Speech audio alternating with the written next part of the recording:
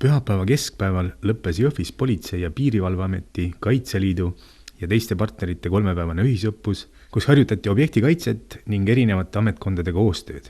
Õppuse käigus harjutati ühtse juhtimisskeemi alusel tegutsemist, info liikumist üksuste vahel, objektikaitset, reageerivate üksuste julgestamist ning koostöötegevusi erinevatel sündmuskohtadel. Kokku toimus 3 päeva jooksul 11 erinevat harjutust, sõnas prefekt Vallo Koppel.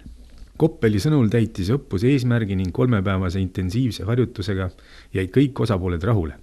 Iga harjutuse raames kinnistatakse varasemaid oskusi, kuid õpitakse ka midagi uut. Samuti toovad õppused välja võimelüngad, mille parandamisega saame kohe tegelema hakata.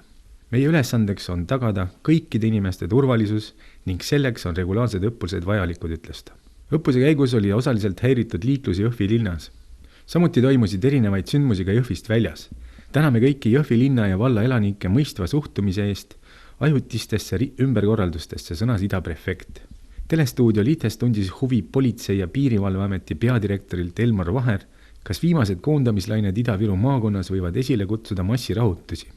Täna Ida-Virumaal ei ole ühtegi sellist kampa ja jõuku, kes võiks ohustada põhiseaduslikku korda, kes oleks suuteline korraldama massirahutusi. Politsei on sündmuste lahendamiseks valmis ja ka see õppus näitab väga hästi juba esimese päeva jooksul, et me oleme võimelised koos Kaitseliiduga tegelikult ikkagi võtma olukorra kontrolli alla ja lahendama sündmused objektiivselt. Kas peadirektor on õppuste käiguga rahul? Ja ma olen väga rahul selle õppuse planeerimisega.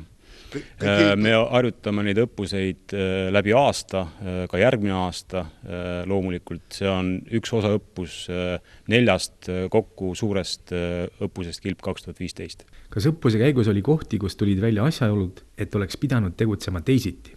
Me teame oma võimelünkasid, me kogu aeg harjutame selle nimel, et neid saab paremaks ja ka see õppus on üks selline, mis annab hiljem meile võimaluse juba koos Kaitseliidu ülemaga Meelis Kiiliga vaadata üle oma taktikalised plaanid ja teha veel paremini oma tööd iga päev.